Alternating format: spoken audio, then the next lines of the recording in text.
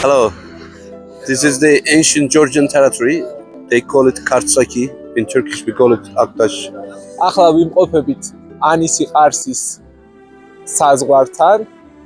აქ სრულდება საქართველო და აქედან იწყება ძველი საქართველოს ტერიტორიები, რომელსაც ამ ორ დღეში დავათვალიერებთ.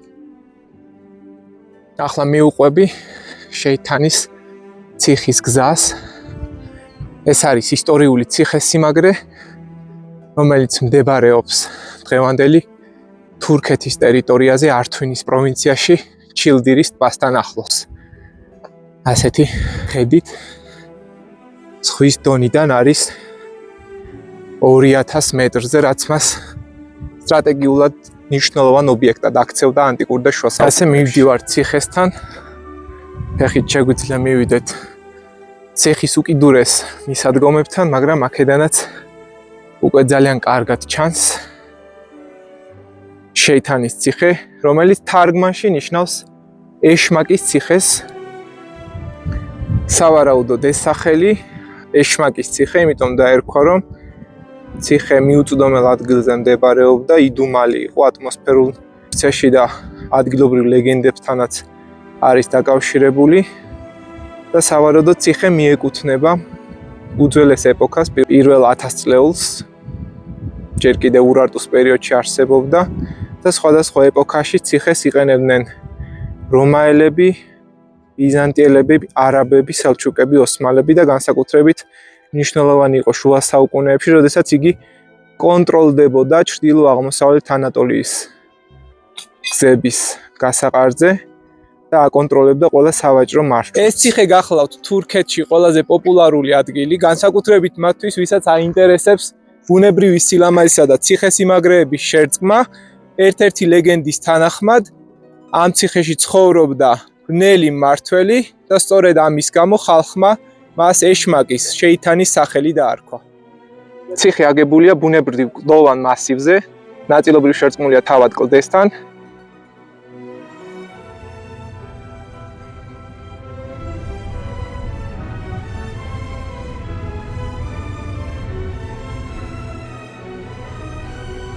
მივედით ჩილდირის ტბაზე, ესეთი ხედია აქედან და ამ ტბასთან ახლოს არის ასევე მეგალითური ქვების კედელი.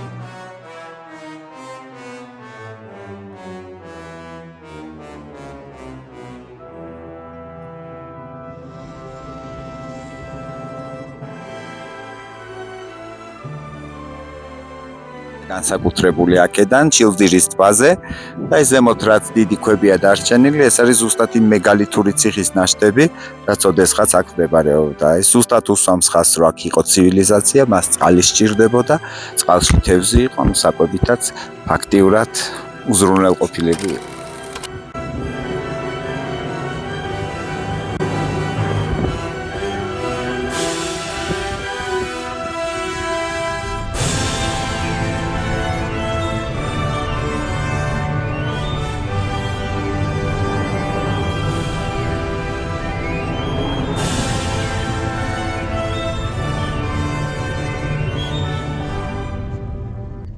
ეს არის ადგილი, სადაც გაიმართა 1578 წლის 9 აგვისტოს ოსმალეთის იმპერიასა და სეფიანთა ირანს შორის ახლანდელი თურქეთის ტერიტორიასთან ახლოს ერთ-ერთი პირველი შეტაკება, რომელიც ოსმალ-სეფიანთა ომის ფარგლებში, რომელიც 1578-90 წლებში მიმდინარეობდა, ოსმალეთის იმპერიის ხედართავარი იყო ლალა მუსტაფა ფაშა, ლალა ნიშნავს აღმზრდელს და არმიის შემადგენლობაში რეგულარული ჯარი, იანიჩრები, სიფაჰები, კავკასიელი მმართველის ლაშქარი მათ შორის შედიოდა, ხოლო სეფიანთა ირანის მხარეს ხედართავარი მირზა ჰამზა, იგივე შაჰ თამას პირველის მემკვიდრე იყო, რომელიც იბრძოდა ირანის მხარეს და სხვათა შორის ქართლის მეფე სიმონ პირველი და ქართველ ოსმალების წინააღმდეგ მებრძოლი ქართული ქვედანაყოფი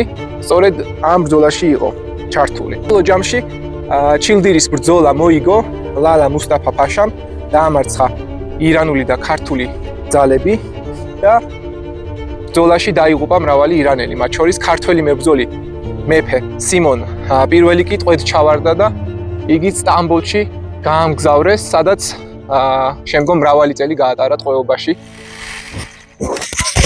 აქ ერთხელ მაინც უნდა მოხვიდე. ისეთი ადგილია, რომ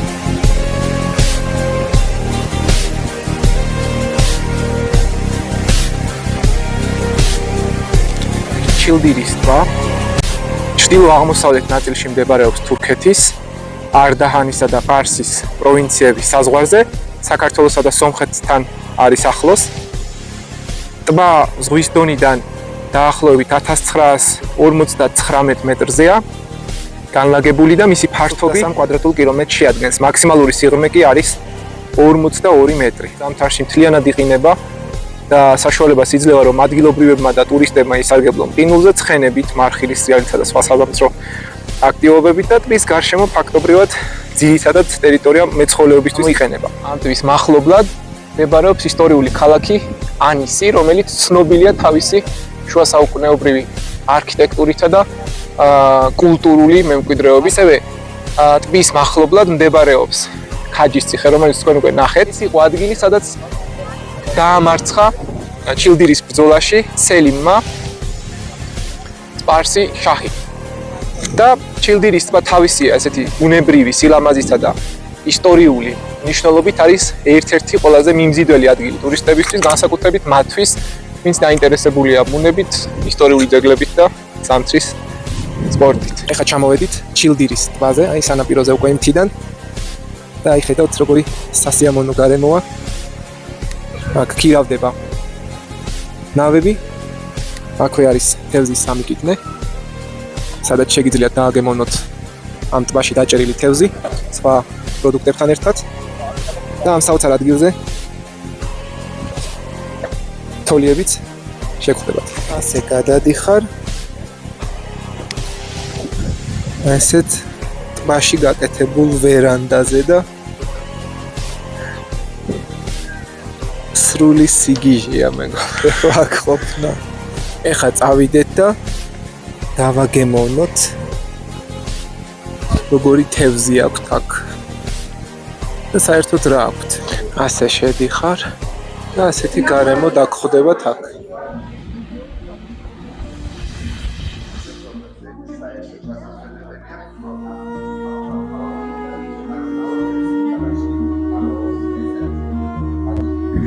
აი მეგობრებო, ასე გამოიყურება მე-10 საუკუნის დოღრუდიოლის სოფლის მეჩეთი, ჭალის ეკლესია იყო ეს და კომპლექსი ქართული ეკლესია ფაქტობრივად, რომელსაც მე მეჩეთი მიაშენეს, გადააკეთეს მეჩეთად.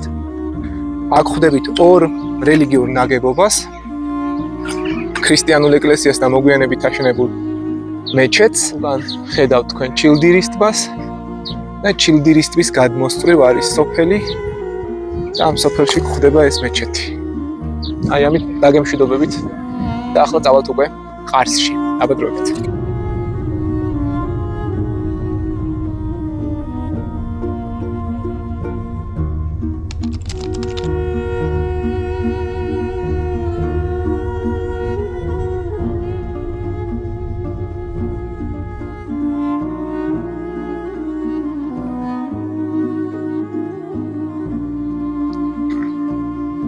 ეს არის ციხე, რომელიც 1000 წლეულების ისტორიის მატარებელია და მისი კედლები მრავალი იმპერიის ხმაურიანი ეპოქის მოწმეა. ახლა ვიმყოფები ყარსის ციხეში, რომელიც მდებარეობს სტრატეგიულ კლდოვან ბორცვზე, მდინარე ყარსის პირას. და მისი პირვანდელი ვერსია სავარაუდოდ აშენდა ჯერ კიდევ ურარტუს პერიოდში, თუმცა დღევანდელი ნაგებობა, რასაც ახლა ჩემს უკან ხედავთ, მე-12 საუკუნით თარიღდება. სელჩუკთა მმართველის ამირ იბრაჰიმ აჯის ბრძანებით აშენდა ეს უზარმაზარი ციხე. ეს ციხე ასრულებდა მნიშვნელოვან როლს და ძალიან დიდი განძია ოსმალთა და ირანელთა ომების დროს. ასევე რუსეთ-ოსმალეთის კონფლიქტების დროს 1877-1878 წლებში რუსეთ-ოსმალეთის ომის შემდეგ ყარსი გარკვეული ხნით რუსეთის იმპერიის კონტროლში გადავიდა და ციხის არქიტექტურა ისე მარტივად და შთამბეჭდავადაა დაგეგმილი და აშენებული, რომ ძალიან რთულია ეს ფალმწარტაცი გალავანი და კედლები და ხედი, რომელიც აქედან იშლება, დაანგრიო მარტივად.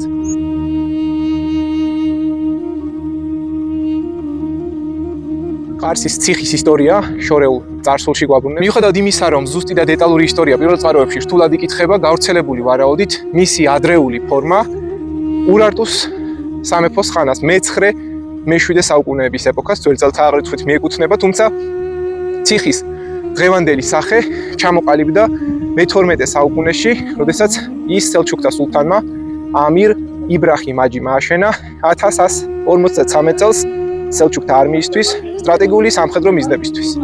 მომდევნო საუკუნეებში ციხემ მრავალჯერ განიცადა და განახლდა, მოხდა მისი რეკონსტრუქცია და მნიშვნელოვანია აღინიშნოს, რომ 1579 წელს, როცა ციხე ოსმალეთის იმპერიამ აღადგინა, კერძოდ ლალა მუსტაფა ფაშას მმართველობის დროს აღდგა ეს ციხე, ოსმალეთის აღმოსავლური პოლიტიკის ერთ-ერთი ყველაზე გავლენიანი ფიგურა იყო ლალა მუსტაფა ფაშა, რომელმაც ეს ციხე აღადგინა და ფაქტობრივად ყარსის ციხე არა მხოლოდ თავდაცვითი ნაგებობა, არამედ აღმოსავლეთ ანატოლიის უმნიშვნელოვანესი სტრატეგიული ცენტრი იყო. ეს არის ყარსის ციხე და მისი მემკვიდრეობა, რომელიც განასახიერებს აღმოსავლეთ ანატოლიის ძალას.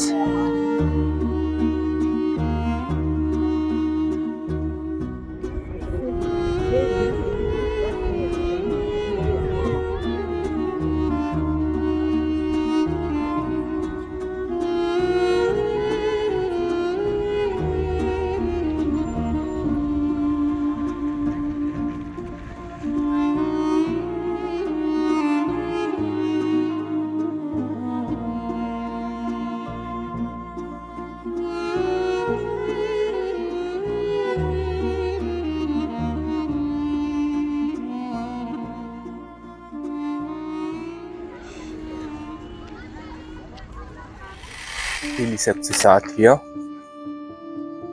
ქალაქს თითქმის ძინავს. ძველ ქართულ წყაროებში ყარს ერქვა კარი. და ეს ქალაქი ჩრდილო-აღმოსავლეთ თურქეთში ყარსის პროვინციის ადმინისტრაციული ცენტრი იყო. ვილაიეთ ერზრუმში. და ამ ქალაქში 2012 წლის მონაცემებით 78,000 ადამიანი ცხოვრობს. გუშინ ღამე ქალაქში დავდიოდი და ისეთი ცოცხალი ქალაქია. აი მაგალითად ქუთაისი, რომელშიც ვერად უფრო მეტი ადამიანი ცხოვრობს, 9 საათის შემდეგ თითქმის მკვდარია ეს ქალაქი. რასაც ვერ ვიტყვით ყარსზე რუსული არქიტექტურა, რომელიც აქ არის შემორჩენილი. მე-11 საუკუნეებში ეს ქალაქი იყო სომხური სახელმწიფოს ვანანდის სამეფოს დედაქალაქი და 1065 წლიდან უკვე ამ ქალაქს დაეუფლა ჯერ ბიზანტია და 1068 წელს კარი იბერიის თემის შემადგენლობაში შევიდა. კარი იგივე ყარსია. ხოლო 1074 წელს იბერიის თემის გამგებელმა გრიგოლ ბაკურიანის ძემ კარის ციხე ქალაქი და მისი მისადგომები მთელი ეს ქვეყანა გიორგი მეორეს გადასცა. ნუ სადამ მქონდა საბოლოო ჯამში 1205 წელს საერთოდ საქართველოს სამეფომ ყარსი ოფიციალურად აიღო. დედაქალაქად, სამეფო ქალაქად გამოაცხადა და მის მმართველად დანიშნა ივანე ახალციხელი. ქალაქში პირველმა რაც გამაოცა არის ესე ურბანულად ძალიან ლამაზად ჩალაგებული სახლები, ანუ თითქმის არც ერთი არ არის მაღალი. ეს არქიტექტურული სტილი, რომ ეს ხედები არ გაფუჭდეს, არის ერთიორად დაცული, რაც ამ ქალაქს ძალიან მიმზიდველს ხდის. ყარსის აღება ზოგადად საქართველოსთვის სამხედრო და სტრატეგიული მნიშვნელობა ჰქონდა და 1265 წელს ყარსის აღება სცადა ხვარაზმის სამეფო, მაგრამ ვერ აიღეს. ხოლო 1238 წელს საბოლოო ჯამში მონღოლებმა აიღეს და მერე უკვე თემურლენგი შემოვიდა 1386 წელს და ფაქტობრივად ეს ნაწილი მთლიანად მის ხელში გადავიდა. ხოლო მე-16 საუკუნიდან შევიდა უშუალოდ ოსმალეთის იმპერიის შემადგენლობაში. განსაკუთრებით აქტიური იყო ეს ქალაქი რუსეთ-ოსმალეთის ომების დროს, ვინაიდან აქ ყარსის ძალიან ძლიერი ციხესიმაგრეა, ერთ-ერთი მთავარი ობიექტი იყო და ერთ-ერთი მთავარი საყრდენი კავკასიის სამხედრო მოქმედებებისთვის. 1807 წელს რუსეთის იმპერია, ოთხ რუსეთის იმპერიის მცდელობა, რომ აეღო ყარსი, მაინც უშედეგოდ დასრულდა, იმიტომ რომ ამ ციხის აღება არის ძალიან რთული.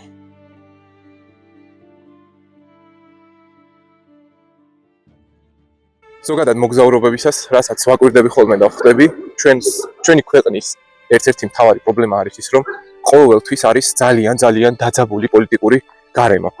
გუშინაც ვფიქრობდი, თითქმის არაფერი განსაკუთრებული ამ ქალაქს არ აქვს. ისეთი თუ არ ჩავთვლით რამოდენიმე დეტალს, რომ მაგალითად შეადარო ისეთ ქვეყნებს იტალიას და იტალიურ არქიტექტურას, რომ რა აქვს, მაგრამ განსაკუთრებულად თავისი ხიბლი აქვს. მაგრამ რატო ხალხი იყო ძალიან ბედნიერი, თითქოს ცხოვრება უხარიათ ამ ქალაქით, რომელიც მართლა საოცარი ქალაქია. მაყოფილები არიან და დილის ცხოვრების რა გითხრათ ახლა? მარტო არ სრულად ამ ქუჩაზე, მაგრამ ღამე არის ყველა გარეთ. ოჯახები, ბავშვები წერინობენ, თამაშობენ. ხო, ასე რომ და კითხვა რატომ არ უჩნდება ჩვენს ქვეყანაში ასეთი სურვილები, როგორც მაგალითად აქ შეიძლება იყოს ქუთაისზე საუბრობდი, ხო? ალბათ ეგ არის, რომ ძალიან დაძაბული პოლიტიკური გარემო და უბრალოდ აღარ აქვს ხოლმე ბოლომდე საკუთარი ემოციები გამოხატონ, იმიტომ რომ რაღაცა დასტრესილები, ეკონომიკური პრობლემებით ყოველდღურად გადაღრილები, სამსახურებიდან 8-9-10 საათი მუშაობით დაკანცულებს, ნამდვილად არ მგონია, რომ ამისი დრო გქონდეს. ამიტომ ძალიან დიდი პრობლემის წინაშე ვდგავართ ზოგადად ამ მიმართულებით. ფაქტობრივად შეიძლება ითქვას, რომ საქართველოს მოსახლეობის უმრავლესობა არათუ არ მოგზაურობს, არამედ საკუთარი რეგიონიდანაც კი არ გადის, 5-10 წელი ისე გადის. რაც ალბათ ვფიქრობ, რომ მინიმალურია.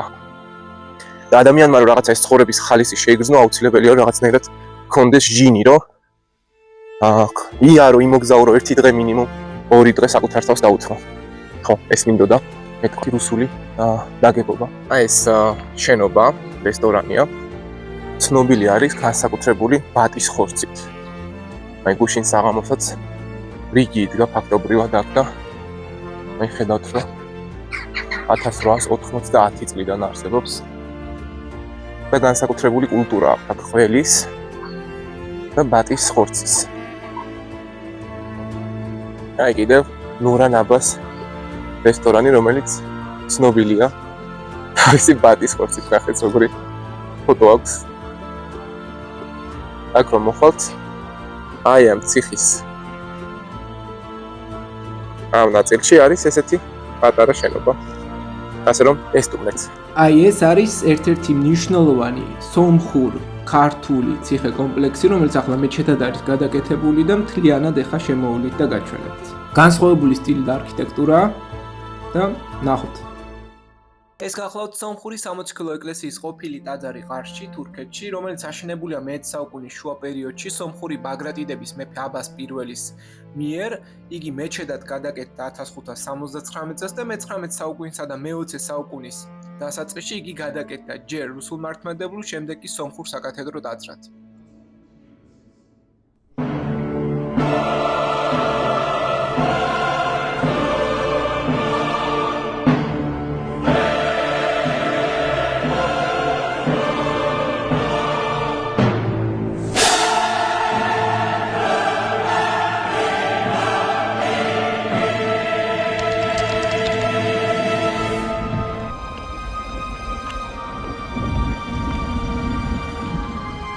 ეს არის ყაზიმ ქარაბექირის მონუმენტი. იგი იყო ოსმალეთისა და თურქეთის ცნობილი გენერალი და სახელმწიფო მოღვაწე. ცნობილი იყო როგორც აღმოსავლეთის გმირი შაქ ფათიჰი. მან ძალიან დიდი და მნიშვნელოვანი როლი ითამაშა თურქეთის დამოუკიდებლობის ომში, განსაკუთრებით ყარსისა და არდაგანის რეგიონების გათავისუფლებაში 1920 წელს. სწორედ მისი სამხედრო ხელმძღვანელობით მოხდა ყარსის რეგიონში სომხეთის რესპუბლიკის ჯარების დამარცხება.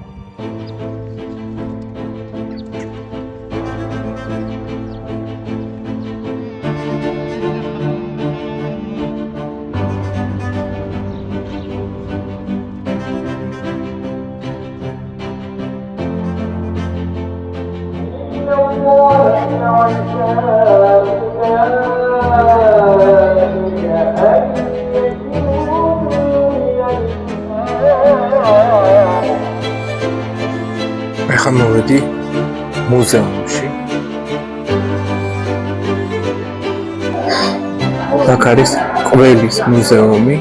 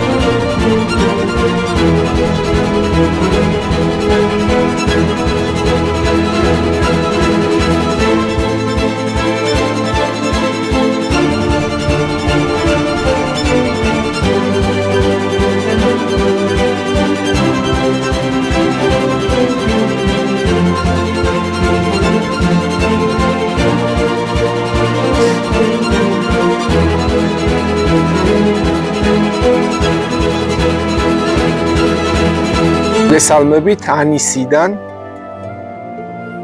შუა საუკუნეების დანგრეული ქალაქი, რომელიც მდებარეობს თურქეთის პროვინცია ყარსში, სომხეთის საზღვრის მახლობლად. 961-1045 წლებში იყო სომხური ანისის სამეფოს დედაქალაქი. აღნიშნული ქალაქი მოიცავდა თანამედროვე სომხეთის უდიდეს და აღმოსავლეთ თურქეთის გარკვეულ ტერიტორიას და როგორც ხედავთ, ქალაქი გაშენებული იყო მდინარე ახურიანის ხეობაში მდებარე სამკუთხედის ფორმის მაღლობზე, რომელიც უზრუნველყოფდა მის ბუნებრივ დაცვას. ანისს უწოდებენ 1001 ეკლესიის ქალაქს.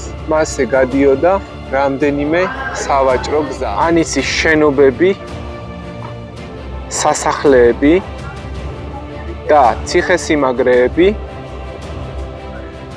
გამოირჩეოდა მხატვრული და ტექნიკური ღირებულებებით. ანისის განვითარების უმაღლეს ეტაპზე ქალაქში ცხოვრობდა 100,000-ზე მეტი ადამიანი და მეტოქეობას უწევდა კონსტანტინოპოლს, ბაღდადს, დამასკოს.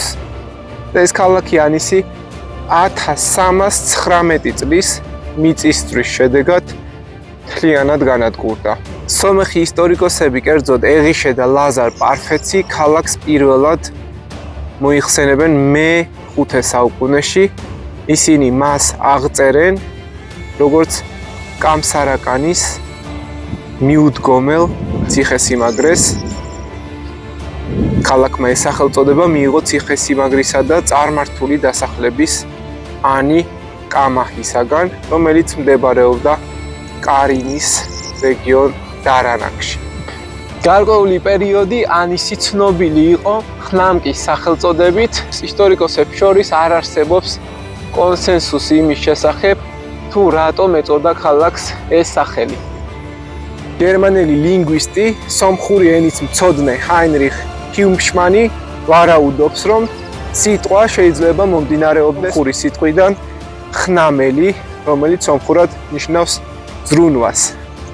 მე-19 საუკუნის დასაწყისში კამსარაკენების ტერიტორია არშანუქში და შირაქში, რომელიც მოიცავდა ანისსაც, გადავიდა ბაგრატიონების დინასტიის მფლობელობაში. ანისი თავიდანვე მდებარეობდა სავაჭრო გზაზე და გახდა მთავარი სავაჭრო კვანძი. ქალაქის მთავარი სავაჭრო პარტნიორები იყვნენ ბიზანტია და სპარსეთის იმპერია, არაბები და ცენტრალური აზიისა და რუსეთის წვრილ-წვრილი ერები. ანისი განიცდიდა ბიზანტიელების თავდასხმას და გაძარცვეს თურქ-სელჩუკებმა საბოლოოდ.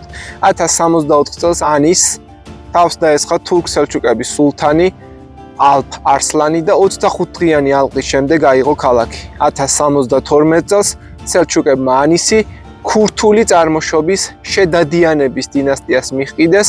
შედადიანები თავდაპირველად მშვიდობიან პოლიტიკას აწარმოებდნენ ანისის მიმართ, მაგრამ მას შემდეგ რაც შეუწყნარებლობა გამოიჩინეს ადგილობრივების მიმართ, დახმარების თხოვნით მიმართეს საქართველოს დავით აღმაშენებელს, რომელმაც აიღო კიდეც ქალაქი და 1024 წელს გაათავისუფლა შედადიანების. ანისი ქართველებმა კვლავ გაათავისუფლეს 1061 და 1074 წლებში. თუმცა მას ისევ შედადიანები იბრუნებდნენ. 1099 წელს ქართველთა მეფე თამარის ჯარმა კიდევ ერთხელ აიღო ანისი, შედადიანები გააძევა და მის მმართველად დანიშნა ზაქარია და ივანე მხარგრძელები. ანიშში ყველა ნაგებობა აგებულია ადგილობრივი ვულკანური ბაზალტის ქვის გამოყენებით. იგი ადვილად იკვეთება და გამოირჩევა მრავალფეროვანი მკვეთრი ფერებით. ანიშში დღემდეა შემორჩენილი ყველაზე მნიშვნელოვანი ძეგლები და აი ასეთი. ჩემს უკან ხედავთ ამენაპრკიჩის ეკლესიას, ანუ ყველას ხსნელის ეკლესიას, რომელიც ანიშში მდებარეობს, ისტორიულ სომხურ ქალაქში, უკვე ესეც მათ შორის თურქეთის ტერიტორიაზეა. ამენაპრკიჩის ეს ტაძარი აშენდა 1035 წელს, რომ დაემარხა წმინდა ჯვრის ფრაგმენტი, რომელიც მიიტანა პრინცმა აბლღარიბ თაჰლავანმა. 1193 წელს დაემატა ჟამათუნი, კიდევ ერთი საგანგებო დარბაზი მომლოცველებისთვის. 1271 წელს კი აიგო ზარის კოშკი ეკლესიის მთავარი შესასვლელისთვის. თუმცა 1131 წელს მიწისძვრამ პირველად დააზიანა ეკლესია, გუმბათი აღადგინეს 1342 წელს, 1319 წლის მიწისძვრის შემდეგ, ხოლო 1957 წელს ეკლესიის აღმოსავლეთ ნახევარი მთლიანად ჩამოიშალა და აი ეს ნაწილი მთლიანად უკვე ჩამოშლილია და ჩამონგრეული. 1988 წლის მიწისძვრამ სერიოზულად დააზიანა ასევე დასავლეთ ნაწილი. თუმცა მისი რესტავრაცია და დაცვა გრძელდება. პირველად იგი 1912 წელს მარიისა და მისი ჯგუფის მიერ შესრულდა ინტერვენცია ნაგებობის დასაცავად. 1996 წელს ანისის არქეოლოგიური ადგილი შეტანილი იქნა World Monuments ფონდის სიაში და 1998-99 წლებში განხორციელდა კედლების გამაგრება და მთავარი კარი დაბეტონდა ქვის მასიური შევსებით. 2008 წელს ეკლესიის სამეცნიერო დოკუმენტაცია პირველად ჩატარდა და დღეს უკვე ასეთი სახით ხედავთ. აი ესე გამოიყურება გრიგოლ განმანათლებლის ტიგრან ჰონენცის ეკლესია, რომელსაც მდინარე მიუყვება და აქედან ძალიან კარგად ჩანს სომხეთის საზღვარიც. ეთნიკურად სომეხის ქალკედონელი ტიგრან ჰონენცის მიერ აგებული ქართული ეკლესია ანისის ტერიტორიაზე მდებარეობდა. იგი შედიოდა ქართულ ეპარქიაში. ეკლესიის აღმოსავლეთ კედელზე ამოტვიფრული წარწერის თანახმად აშენებულია 1215 წელს მდიდარი ვაჭრის ტიგრან ჰონენცის ფინანსებით. ტაძარი აგებულია გრიგოლ განმანათლებლის სახელზე და მეორე სახელი ეწოდა ამ მშენებლის სახელის მიხედვით. ეკლესია მდებარეობს ანისის ნაქალაქარის სამხრეთ-აღმოსავლეთ ნაწილში და გადაჰყურებს მდინარე ახურიანის ხეობას. ძეგლი მდებარეობს თურქეთის უკიდურეს აღმოსავლეთში, ყარსის პროვინციაში, სომხეთის საზღვრიდან 120 მეტრში. ეს კი გახლავთ ანისის საკათედრო ტაძარი. ასევე ცნობილია სურფ ასტვატაწინის სახელით, ანუ ანისის ღვთისმშობლის ეკლესია.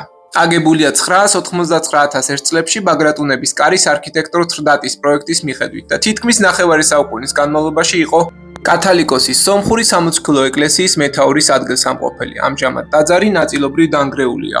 ტაძარი, რომელიც აგებული ანისის აღმოსავლეთ ნაწილში, ქალაქის ერთ-ერთი მნიშვნელოვანი ღირსშესანიშნაობა იყო. მშენებლობა დაიწყო 999 წელს ჯერ კიდევ სუმბატ მეორის სიცოცხლეში და დასრულდა 1001 წელს გაგიკ პირველის მეუღლის კატრანიდე მეორის მიერ. 1064 წელს სელჩუკების მიერ ანისის დაპყრობის შემდეგ ტაძარი მეჩეთად გადაკეთდა. მოგვიანებით იგი კვლავ დაუბრუნდა სომხურ ეკლესიას. საბოლოოდ მას ზიანი მიაყენა 1319 წლის მიწისძვრამ, როდესაც მისი კონუსური გუმბათი ჩამოინგრა.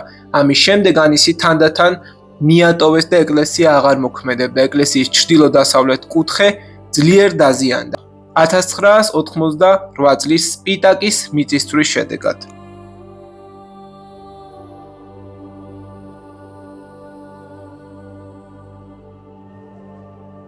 აი ხედავთ, ამ კედელზე ახლა რესტავრაცია მიმდინარეობს, სწორედ ეს ნაწილი ჩამოიშალა სპიტაკის მიწისძვრის შედეგად.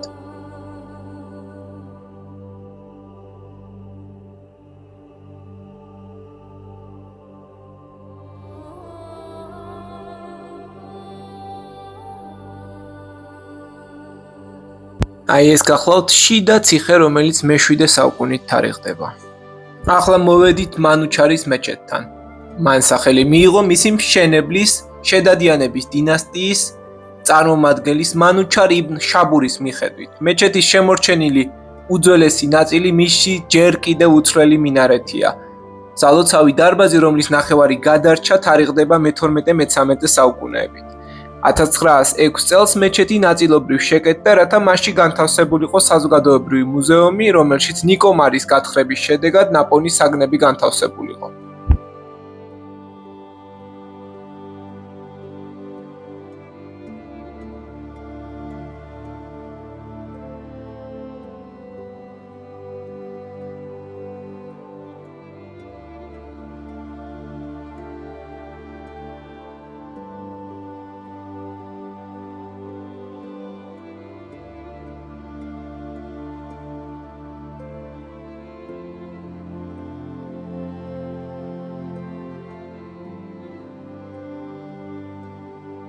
ამ ბოლო ვიდეოთი დაგემშვიდობებით.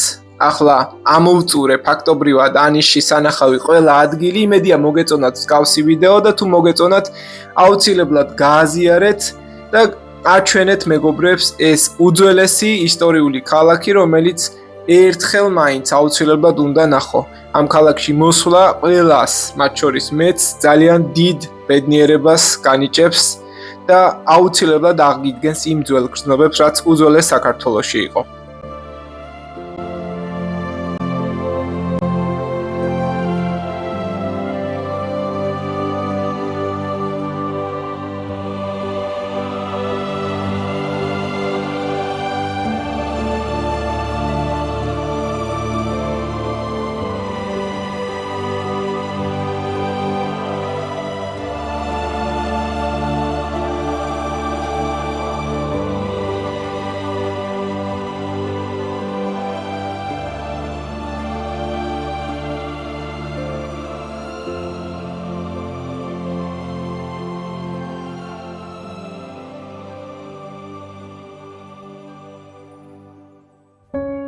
როცა დრო გაჩუმებულია და ქარი ჩამდგარია, ხვდები რომ ისტორიას აქვს ხმა. ხმა, რომელიც ამ ქვებშია ჩამალული, ამ დროიან ქუჩებსა და დაანგრეულ კედლებში. ეს ხმა დღესაც გვესაუბრება. გვეუბნება, ვინ ვიყავით, სად ვიდექით და როგორ უნდა გავაგრძელოთ გზა. ანისი ოდესღაც 1000 ეკლესიის ქალაქი იყო აღმოსავლეთის სულიერი ცენტრი. ის იქცა იმ წერტილად, სადაც ერთმანეთს კვეთდნენ სომხური, ბერძნული და ქართული ცივილიზაციები. ანისის ტაძრები გვახსენებენ ეპოქას, როცა რწმენა არქიტექტურაში ასხივებდა. ძარები ერთდროულად ჟღერდა სამერში, ხოლო ფრესკებზე დღემდე ცოცხლობს სულიერი ღირსება. ასეთივე დიდებული იყო ყარსიც, ქალაქი, რომელიც უყურებდა ყველა იმპერიას პირდაპირ თვალებში. ამ მოგზაურობით მე მხოლოდ ნანგრევები არ ვნახე, მე გავიარე ეპოქათა კვალი. მე მოვუსმინე იმ დუმარე ხალხს, რომელსაც სიტყვები არ სჭირდება. მე ჩავხედე წარსულს თვალებში და დავინახე ჩემი მომავლის სილუეტი. დღეს როცა ანისი და ყარსი ერთდროულად ნათდება მზის ჩასვლის ფონზე, როცა ჰასან ჰარაკანის მავზოლეუმი სიჩუმეში სუნთქავს ნათლად მესმის ისტორია არ არის მხოლოდ წარსული, ის არის გზამკვლევი, გამოცდა და სულიერი მემკვიდრეობა. ბოლოს კი გეტყვით, რომ ისტორია არ ითხოვს მხოლოდ ცოდნას, ის ითხოვს პასუხისგებლობას. მოუძებნოთ მასში აზრი და ვიაროთ მის კვალდაკვალ. თავდაბლად, მაგრამ მტკიცეთ, რომ მომავალ თაობას არ დავუტოვოთ მხოლოდ დაანგრეული კედლები, არამედ გადავცეთ ღირებული შინაარსი. მადლობა, რომ იყავით ჩემთან ამ გზაზე, სადაც ქარიც კი თითქოს ისტორიულად გხდება. ჩვენ აუცილებლად დავბრუნდებით, რადგან ისტორია არასოდეს სრულდება.